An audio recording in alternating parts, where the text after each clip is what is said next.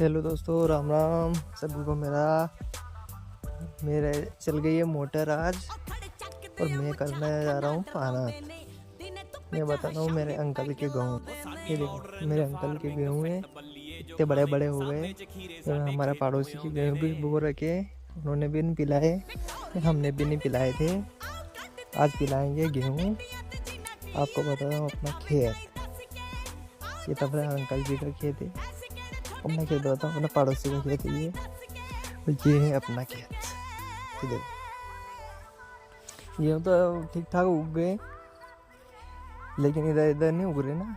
इधर इधर इधर साइड में पालियों भी नहीं उग रहे गेहूँ।